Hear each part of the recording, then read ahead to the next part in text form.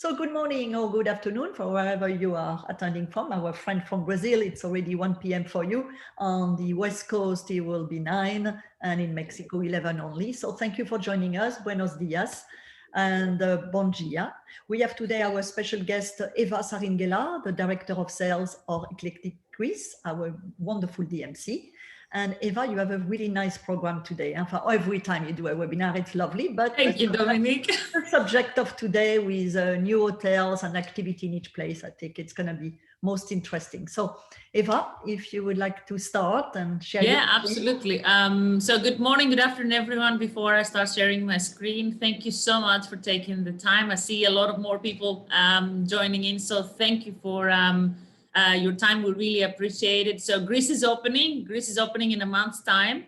So we're really excited. We're seeing business picking up very quickly for this summer and autumn. So I'm just gonna start sharing my screen now and put it in a full screen mode. Well, that's really good to see so many booking already here coming up your way for Greece. So I'm happy to hear that. Huh? That's the purpose. That's the ultimate goal. Exactly. So today we're gonna talk. So first of all, you all know me. For those who don't have my contact details, you can see on the screen. You can always WhatsApp me as well. So today we're talking about the new openings, new hotel openings in Greece and destinations that we have spoken before, but it's always worthwhile to refresh your memory and a variety of activities of how you can combine these destinations. And of course, at the very end of the presentation, I'll be sharing with you an update on our private yacht charters and our villa product. The villa portfolio in Eclectic is becoming extremely popular this year. So I'm just gonna take a couple of minutes to talk to you before we start with our destinations about the company. So Eclectic was set up in 2012. It became part of the biggest travel networks in the industry. However, we are a part of a bigger travel company, possibly the biggest travel organization in Greece at the moment, called Kyvernitis Travel. Kyvernitis is a family business. It was set up 47 years ago. So being a large but still small business, you always have easier access to us, and we can handle all individual travelers, but also incentives, family requests, celebrations, parties, and even weddings. So with a history of almost half a century in the travel industry, and we've been servicing the global leaders of Greek heritage in the shipping industry. This is how we started and then moved into other parts of travel. Eclectic has developed a solid network of partners who deliver unique services and exclusive experiences. So we have a valuable supplier network, a team of experts with a lot of international exposure and expertise, and a very healthy financial status that really sets us apart from the competition. We really pride ourselves in specializing in luxury and also high-end, super high-end luxury segment, and being available 24/7. At this point, Dominique, I wanted to make a reference about our new partnership with Virtuoso. I know not everybody attending is a Virtuoso advisor. However, having said that, it's a good opportunity. We became part of Ultralux community, but that doesn't apply only to the Virtuoso advisors. We are setting up a completely different division within Eclectic, which would be a more boutique kind of agency, which would be headed up by my colleague Maria Petsa. She's been with Eclectic 5 years and she was leading the operations there. So she's taking a more elevated role and position to develop even further the portfolio. So this division will service everyone who has really extraordinary requirements for our clients. So we took that opportunity that came through this network to build up something new. So this year would be the beginning, and we're looking forward to attracting a lot more business on that kind of scale worldwide. So now how we work in Eclectic, you'll see on your screen. There is 5 steps. So first of all, you email us. You email us at Eclectic Greece or myself, and you get an immediate acknowledgement, unless we are asleep, as I always say, and you will get a response first thing in the morning. Within 24 hours, you'll be able to receive the first draft proposal, as long as we have the major information from you. We provide you with a cost breakdown, which is really important, as it demonstrates a lot of transparency to your clients. And we can provide you with net or gross rating, depending on how you want to work with us. You're always entitled to 12% commission for all of our services, apart from the private charters, which is, I'm talking about the multi-day private charters. The day private charters would be at the same percentage, which is 8%. We have a direct line for our US clientele, which is free of charge. You can reach us anytime throughout the day. And when you book with us all your accommodations, you will get your concierge services at no extra cost, and your commission paid straight about a month after the last checkout of the guest. A quick look at our team, headed by our CEO and owner, Christos Kyvernitis, our team of managers, marketing, product, and operations, and then our travel designers and concierge services specialists. Now I'm moving into the exciting destinations I have prepared for you today. And as I'm kind of like, liking to be groundbreaking, but I just want to start with something that you are not very familiar. So I am starting, this is the map of Greece. I'm starting off with the beautiful island of Zakynthos. Zakynthos and Corfu that I'm talking to you about later on. There's two of the islands that they are neglected. They're very much undiscovered. They're very popular amongst the Greeks and the Europeans, but not as yet for overseas travelers. So Zakynthos is a very exotic Greek island. It's sitting in the heart of the Ionian Sea. So you see the red dot. This is the Ionian Sea between Italy and Greece. So when you're exploring Zakynthos, you'll discover picturesque hilltop villages, traditional monasteries and churches, and a really dreamy natural landscape. So there's a lot of natural treasures in Zakynthos.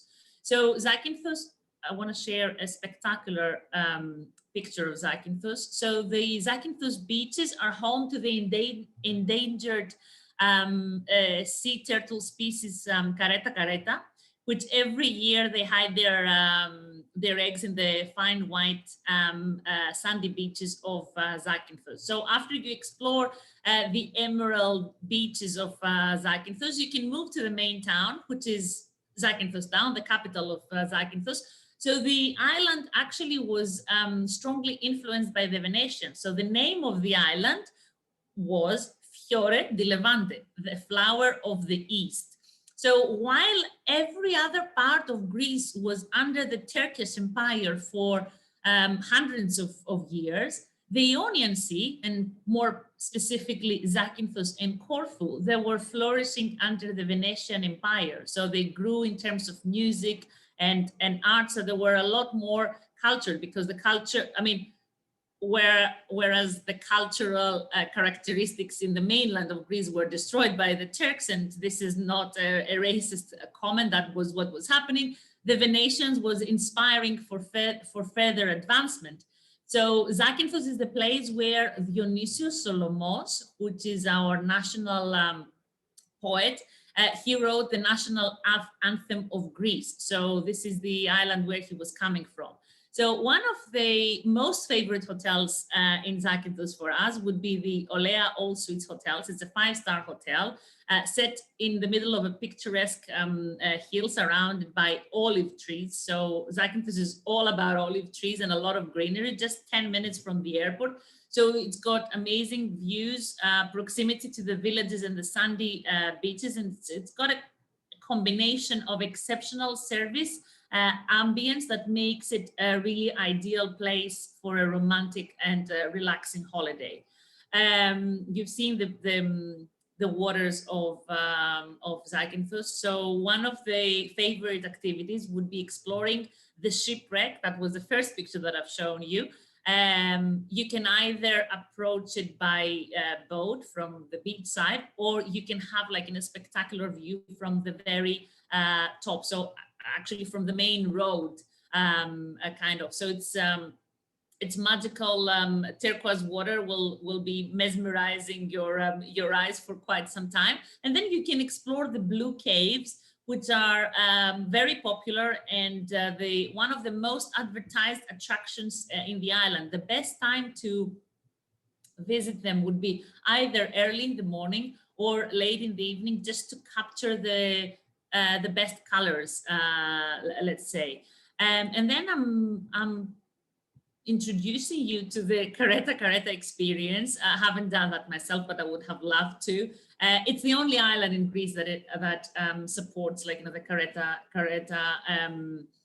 reproduction, let's say. So the turtles, they come out on the beach, so you might be able to watch them lay their eggs, like, on the sand, and you can actually swim with them. By no means you cannot interrupt them or disturb them, but it's just an amazing experience in the crystal blue waters of the Ionian Sea. Now, a very close by, a neighboring island would be Corfu. Corfu is very close to my heart. I spend a lot of summer times and Easter times there. So it also belongs to the complex of the Ionian Islands.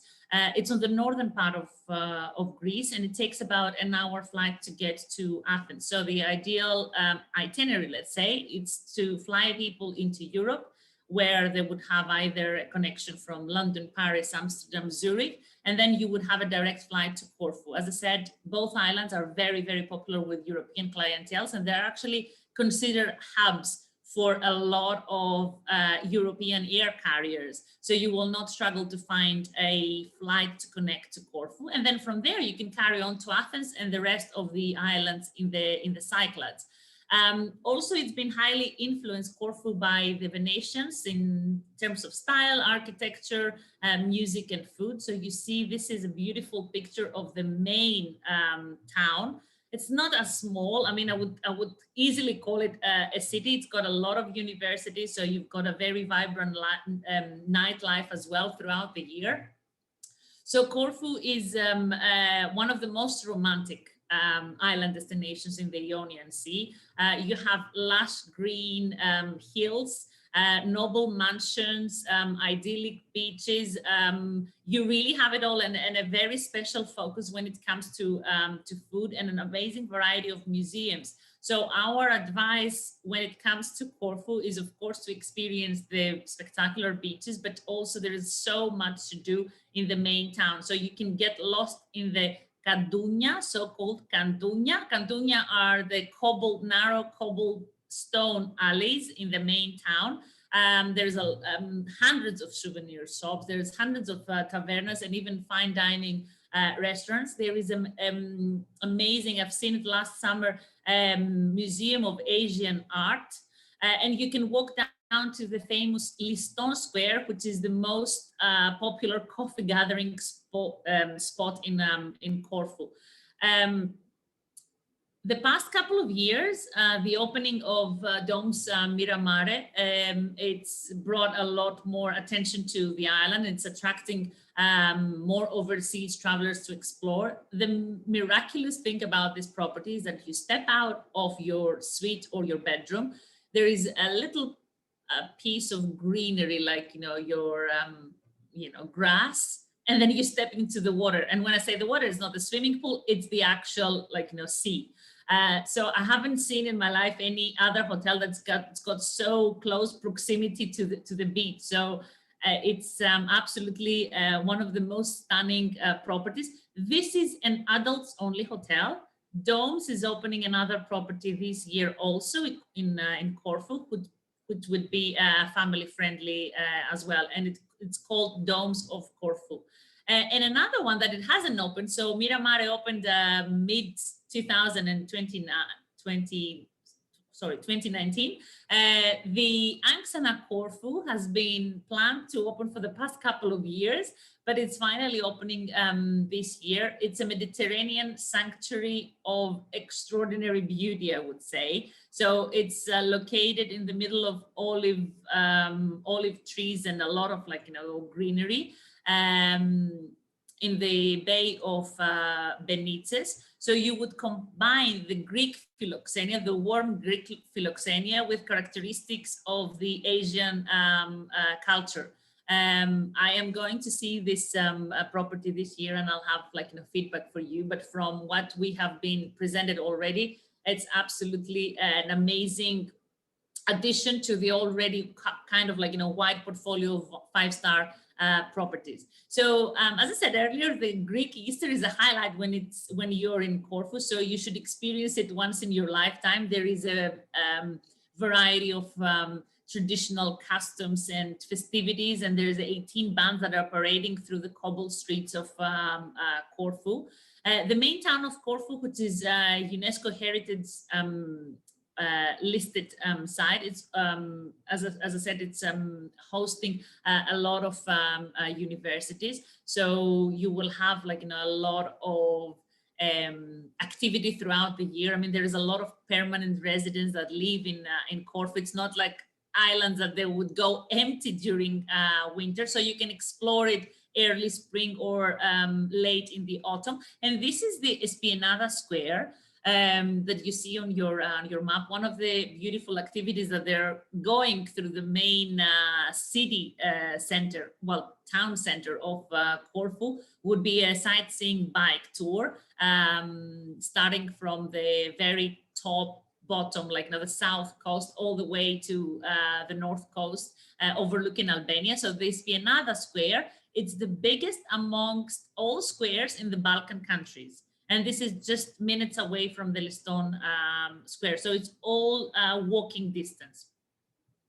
And one of my favorite activities for a day trip or a day cruise, if you like, would be Paxos and Antipaxos. It combines the dramatic scenery with a plethora of caves and thick greenery and crystal blue water. So Paxos is the main island, and Antipaxos is where you take a little fishing boat, and you get there within 10 minutes, and you will see the most magical waters that you have ever come across in your life. So I definitely recommend a stop in Corfu. And then we're moving to Crete. So we'll explore the western side of Crete with new openings. So Crete is the biggest island, of course, in Greece. There's a lot of culture and history. It's a destination that would cover pretty much every taste, even if we're talking about teenagers traveling, or a multi-generational trip, or couples, honeymooning. It would cover the most demanding clientele. So best connected with Athens by air, with a flight time of 50 minutes. And then you can make the perfect itinerary starting from Athens, Crete, and then finish off in the beautiful island of Santorini. It's very known for the beach side. Some people think that Crete has the best beach side in Greece. I'm not 100% there, because there is 200 inhabited islands in Greece, and they all have amazing, beautiful beaches. I would say Mykonos would really stand out for me, but also Zakynthos and Corfu as well, because they combine the greenery. So Crete is known also for the delicious cuisine. It's a self-sufficient island, so pretty much that you see on your screen, it's produced there. The climate supports the production of these great local products, and they're very popular for the olive oil. So it's one of the biggest producers and exporters of olive oil in Europe. Then we're moving to explore a little bit the area of Hania, with the Dome Zin property, which also opened in 2019. So I didn't have a lot of time to showcase what it can offer. So this resort, it would feel and look that this is the most ultimate adults only resort, but it's actually a family resort. It's so modern and chic, and the architecture is so attractive, but at the same time you will see an amazing kids club that you can kind of park your kids for the day and enjoy a beautiful cocktail by the main swimming pool. So you will have all the facilities that you can imagine. Now, when it comes to activities, you if you have fit travelers, or if you're a fit traveler yourself, I would encourage you to take the Samaria Gorge route. It's a 16 kilometer, which means 11 kilometer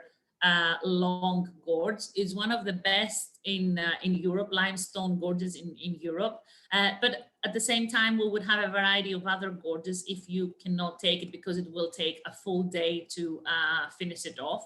And as I was talking earlier about, and this is the view that you get when you come to the end of the gorge, so definitely worth it.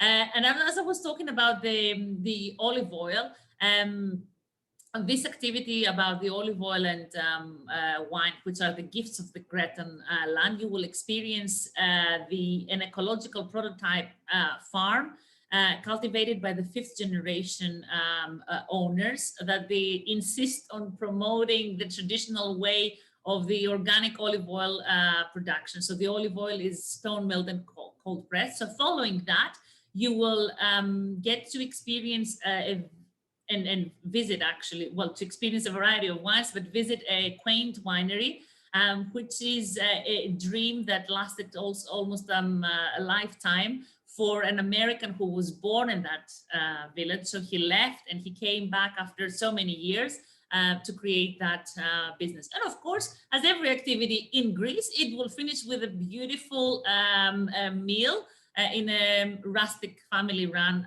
taverna.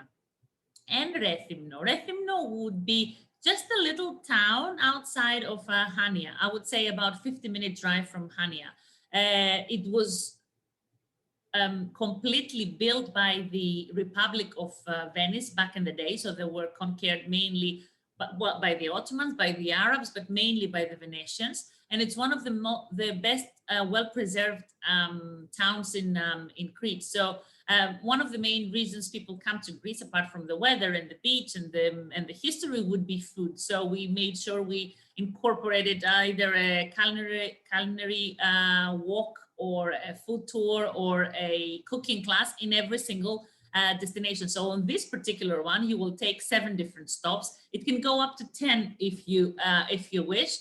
So you don't have to eat for a few hours before you start, and you will experience a variety of local products. Here you will see one of the oldest people who is the last traditional phyllo master of Crete. He's 86 years old and he's still going.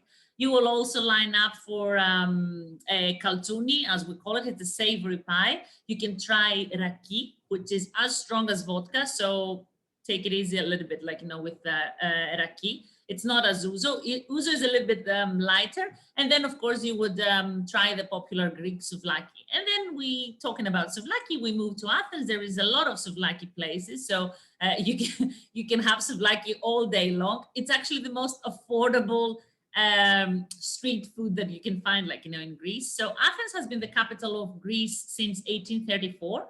Before that, it was Nafplio, which is located down south of Peloponnese.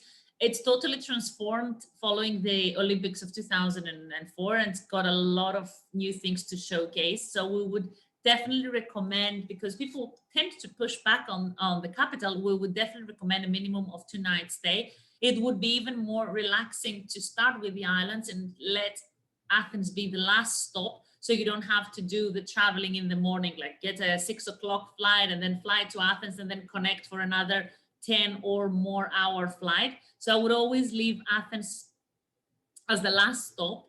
And then I'm introducing you to a new opening. That hotel opened in 2020. They were very brave. It's the Athens Capital by M Gallery, and a core brand in the city center of Athens, next to the known King George and Grand Britannia hotels. But also my top favorite, which Dominique also represents, it would be Xenodochio Milos. I know it's a difficult word to pronounce. You can just call it Milos because everybody knows Milos. It's been inspired by Milos restaurants. You're all familiar with those in the US. So it's the first hotel. So the brand kind of developed, and it's the first hotel opening in the world called Milos, with a very special focus on food and beverage. They already became Dominique, help me here. I can't remember what they became. Relish? Chateau? What did, huh? Yeah, Relais Chateau. So yeah, before the opening, so they're one step ahead. So this is gonna be a very boutique option. It sits in the middle of Athens, minutes away from the parliament, minutes away from the main Constitution Square. It's one block. If anybody has been to Athens, it's just one block behind the Grand Britannia and the King George.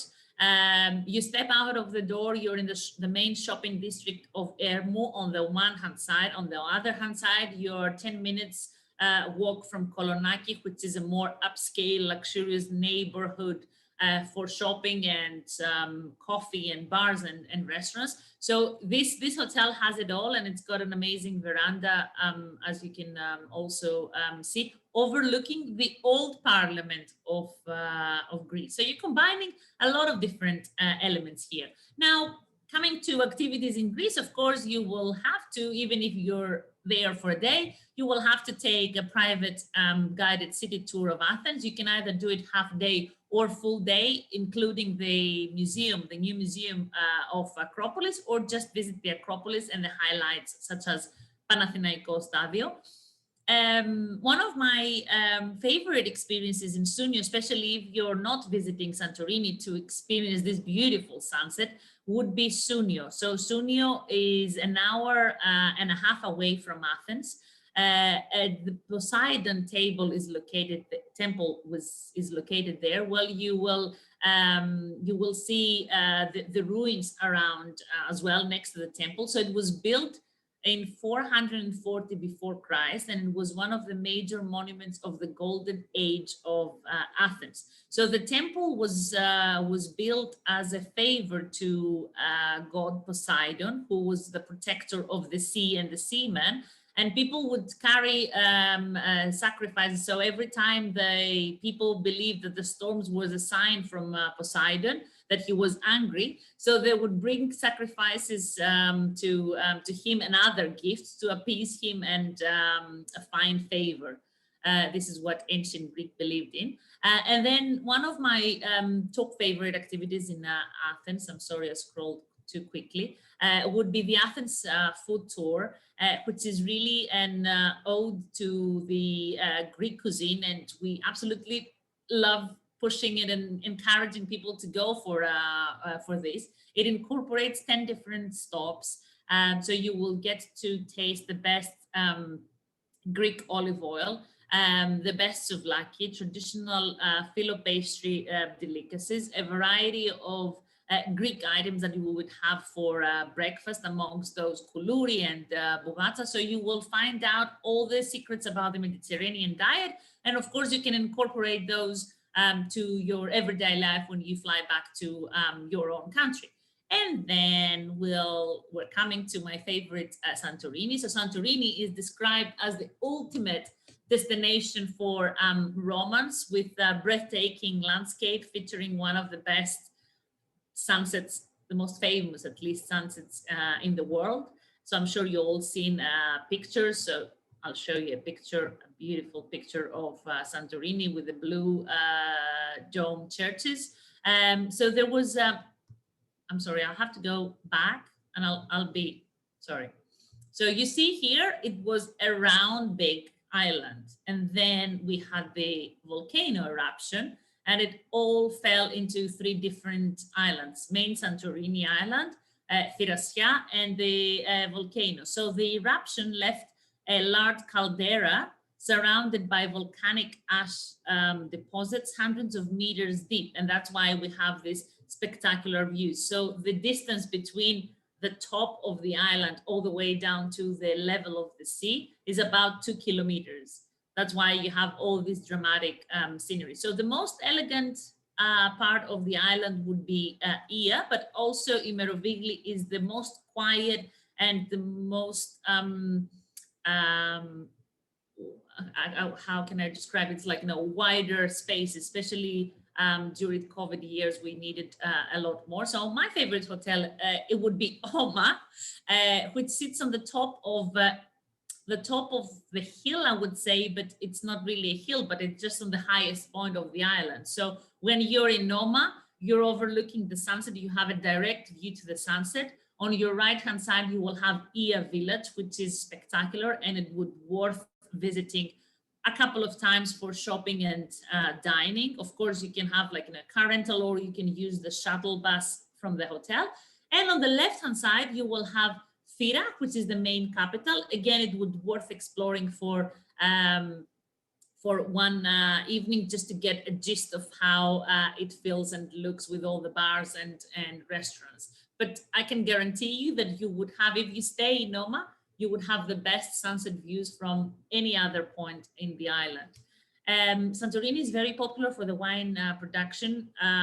There is 3 main regions in Greece that they produce wine: the northern part of Greece, Peloponnese in Nemea, and the 3rd biggest would be Santorini. So there's a lot of opportunity for wine tours and wine tasting.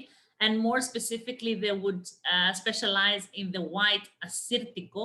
So it's a very crispy white wine. And the sweet wine, it's a dessert wine that is called Vinsanto. So you will, I mean, if you go to Santorini, more likely majority of the time you will be able to experience Santorinian wines. For our active friends, you can always do a biking tour or a hiking tour, depending on how you want to sweat. Make sure you do it very early in the evening, or very late in the evening or very early in the morning, because the heat is quite intense during summer months. The biking tour, it's really exciting. It takes you through the smaller villages. You don't just go biking around the caldera, but it takes you to the more traditional villages of Santorini, and they're all automatic. Yeah. Electronic, right? Electric bike. And it's not electronic, it's electric. Yeah, I always say automatic. Anyway, you understand that you would not have to struggle with these bikes, even if you're not the fittest person. Thanks, Dominique. And then if you don't have the luck or the budget, or you run out of choices, you can always have to stay in a hotel where you have direct views to from Oma, for example, to the sunset. You can always take a sunset sailing tour, or with a small group of people. Now with COVID, we have to have even further restrictions, or you can do it on a completely private mode. One of my highlights when visiting Santorini, it would be this restaurant. Normally, I don't talk too much about restaurants, but I thought about that over the weekend. This is a secluded restaurant. It belongs to a hotelier. You can only reach by water. And that's what makes it very exclusive. It's open throughout the day and for dinner, and you will be able to experience the best seafood, the freshest seafood in Santorini. And then we're finishing off with Mykonos. Mykonos would be the most cosmopolitan destination in Greece. Some people would argue in the world, alongside with Ibiza. It is commonly known as the island of the winds, and the windmills of Mykonos, you can see a few in the picture, is a defining characteristic of the Mykonoan landscape, which became a synonym to the Greek summer. Tourism started flourishing back in the 1960s, where it became a favorite destination for a lot of artists, fashion designers, and the hippies.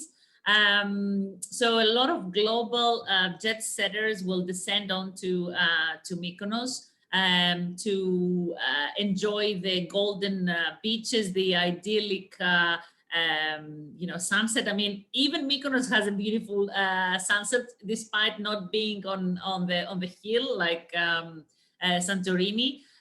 So you have a lot of things to experience and explore while you're in Mykonos. So what makes Mykonos unique is the beach, the architecture, the landscape, and it's a very vibrant nightlife. Of course, it's not just for the party animals. So you can find also a variety of shops with super upscale international brands, but also with exclusive local high-end brands. So you visit Mykonos mainly for the beach, the fine dining, the strolls, and the gastronomy. So I have included a brand new opening. So that's happening this year. Kalesma, it was set for last year. So I have seen the presentation. I haven't seen the actual hotel yet, but that's happening in May when they're opening. It's in one of the most beautiful locations, very close to the main town of Mykonos. It would take you about 8 minutes drive. Unfortunately, it wouldn't be walkable, or I wouldn't advise anyone to walk in the streets of Mykonos. I don't want to sound scary or anything, but it would be for your safety. There is very narrow streets that everybody would use, the pedestrians, the bicycles, the bikes, the cars. So just make sure that, and there's a lot of parking. So just make sure you're safe when you're in Mykonos. So Kalesma is a fairly small establishment. There is 25 suites, all of the same size and decor, and two villas that can accommodate a higher number of people. And then I have included, since we're talking about entertainment and dining, and this is what Mykonos has to offer, a brand new restaurant that opened last year. It's an international brand, but it's got a lot of Arabic kind of influence, but it combines it with, I mean, the food is Peruvian, but it's kind of combined with the Greek culture. The DJ who was playing last year was absolutely spectacular. It was a show, but the service, the quality of the service and the standards were so high. So I would definitely encourage anyone who goes to Mykonos to give it a go. And then one of my favorite, I was talking to you about the sunset. So one of my favorite spots would be the 180 Sunset Bar.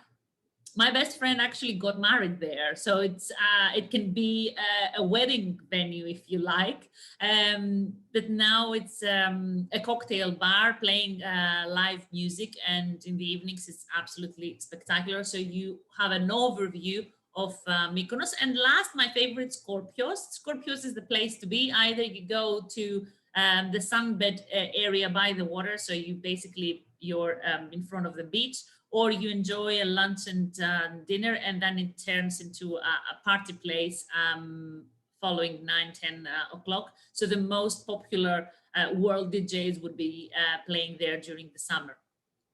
And as we're coming to an end, I just wanted very quickly to share with you some catamaran and private charters that we have in our portfolio. So you'll be able to experience Greece.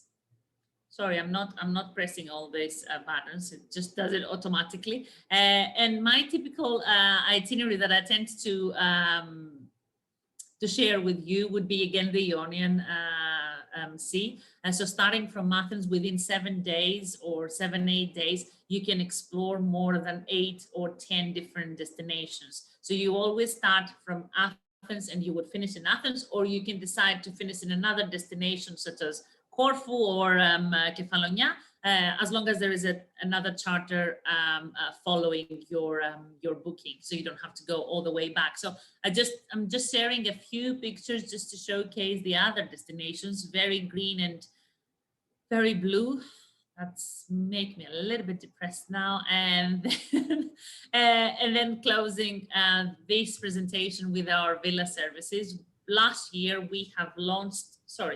month, we have launched our brand new website for villas. So you will be able to go online and see all of our villa portfolio at the moment. So the email address, sorry, the website address, it's on your screen, eclectic-villas.gr. At the moment, there is 19 different destinations that you can explore. Majority of our portfolio, of course, would be in Mykonos and Santorini. However, Crete has a lot of options. Like, I'm scrolling through the pictures just to get an idea of what's on offer. Crete in Alunda. And then Paros is a very popular destination for villa rentals. And Antiparos, there is also a new hotel coming up this year, and I didn't include it. Now it came to my head. So Antiparos will have the first 5-star hotel coming up. So Paros and Antiparos, they're connected with a small fishing boat, let's say, within 7 minutes. And because of the winds, is a very popular destination for the windsurfers. And also other yacht enthusiasts. So Antiparos has a variety of different villa products. Naxos, which would come a lot more affordable compared to the other destinations. Mykonos would be to the super high-end luxury majority of the time, and with a minimum length of stay of 7 nights. That doesn't apply to the rest of the destinations. Santorini would be 3 to 4 nights minimum stay. And then we have a couple of options in Corfu and Zakynthos, and finishing off with Villa 20, which is in Porto Heli. It's part of the Aman Zoe property, a little bit more exclusive than the other accommodation, and can take up to 20 people. One of the most stunning products in Greece. And Dominique, I'm sorry it took me 40 minutes. Oh, thank you very much. But it was so interesting. So I think everyone is still there and enjoying it. We just have one question from Angela. And Angela said she has honeymooner arriving on June 8th, booked with Eclectic Greece. Will all hotels and activity be available then? And otherwise, when Absolutely. will you advise? Huh? All the hotels, absolutely, yes. Yes, we will be in touch if anything goes wrong and they don't open, but everyone is set to open. So the hotels will get the green light to open and prepare by end of April. All the hoteliers that we're talking to are already doing all the renovations and painting and whatever they need to do to be ready. So they will have the green light probably beginning of May. On the 2nd of May, we have our Greek Easter. So that would be after the Greek Easter, so around 4 or 5. But definitely that would be a month later, Angela, so you don't have to worry about it at all. If anything goes wrong, we will definitely be in touch. Advice anyone, huh? So while we are just finishing up with the last question, I'm going to, in the background, show the pictures of Omar Santorini and the Milos in Athens. Huh? So Kevin, you're asking, so interesting, so it is so beautiful. We cannot wait to go to Greece, experience Greece, love to shop in Athens. Huh? So yes, I think this picture makes us dream, plus the food, the olive, everything, the olive oil, especially it's lunchtime for most of us. So that's a good combination. Just going to show you some of our beautiful Omar Santorini opening mid-May. So we've just been waiting for this hotel. It was supposed to open last year, actually. So, and Eva, I'm so happy that is your new favorite. With I've been so whoever wants to ask me for advice, I'm here to help. I can't talk enough about Oma. It sits on every single presentation. I personally love Santorini. I love the Ia Island, but I think when you're going for Santorini Island, you go there to relax, to enjoy the romance, to enjoy, the sunset. So I can't find any other place better than Oma. It's like a paradise. It's like you're connecting with God, and I'm not very spiritual, by the way. So you are really connecting with God. Thank you very much. So one question from Celine. Are they thinking of raising hotel rates and taxes? Not No. specifically, huh? Well, you didn't. Well, okay. Celine, the pricing is always dynamic with hotels. So as they fill up, I don't expect flocks of tourists to come to Greece because in 2019 we had 32 million, and 25% it was the US market. So you see, Asia might be a little bit restricted. Australia, which is a major market, is restricted. Europe, depending on how the pandemic goes and the confidence of the people, is kind of not there yet. The only market that is really confident of traveling again, it would be the US because of the ratio of vaccinated people, and the UK. So as the demand goes, we'll see. But taxes, no.